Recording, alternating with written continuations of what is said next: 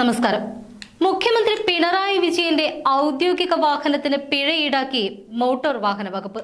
മുൻ സീറ്റിലിരുന്ന വ്യക്തി seat belt ധരിക്കാത്തതിനാണ് 500 രൂപ പിഴയിട്ടിരിക്കുന്നത്.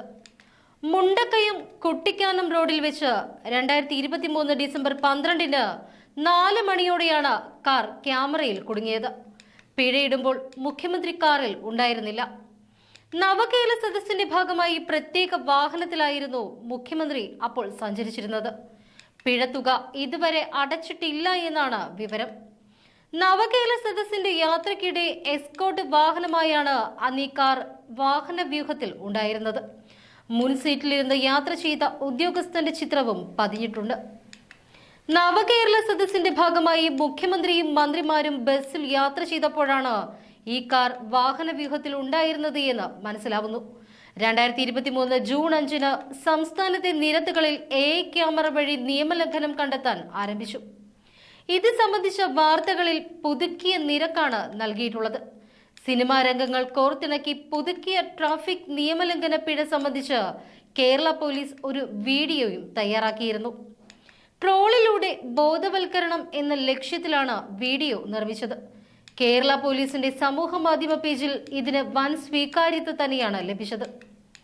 പുതുക്കിയ ഫൈൻ സംബന്ധിക്കുന്ന വിശദ വിവരം കമന്റായും പേജിൽ നൽകിയിരുന്നു.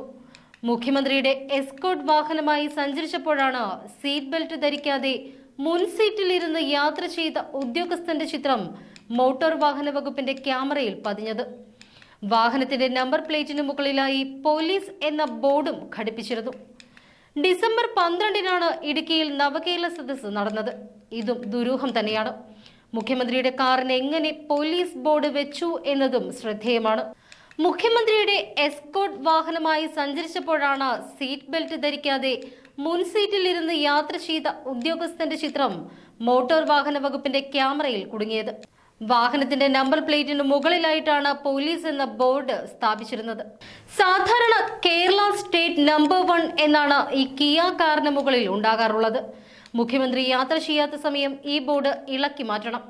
അല്ലെങ്കിൽ ബോർഡ് മറച്ചു വെച്ച് മറ്റ് ഔദ്യോഗിക ആവശ്യങ്ങൾക്ക് ഉപയോഗിക്കാം.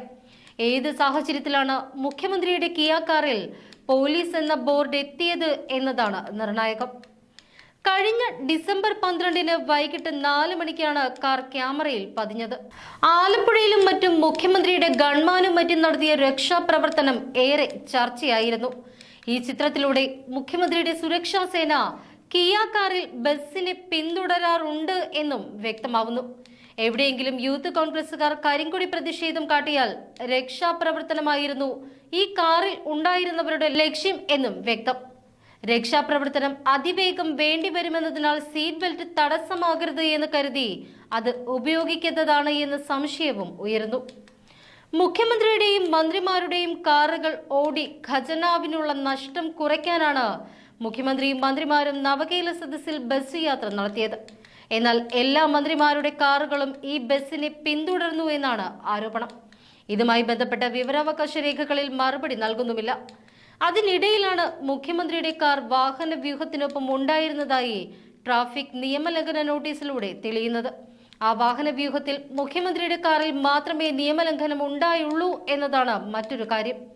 പൊതുജനങ്ങളെ പറ്റിക്കാനാണ് മുഖ്യമന്ത്രിയുടെ കാർ പോലീസ് ബോർഡ് വെച്ച് നവകേരള യാത്രയെ പിന്തുടർന്നത് എന്നാണ് സൂചന. അന്നേ ദിവസം മുഖ്യമന്ത്രിയും മന്ത്രിമാരും നവകേരള ബസ്സിൽ സഞ്ചരിക്കവെയാകും എസ്കോർട്ട് വാഹനമായി കിയ കാർണിവൽ ഓടിയിട്ടുണ്ടാകുക എന്നാണ് കരുതുന്നത്.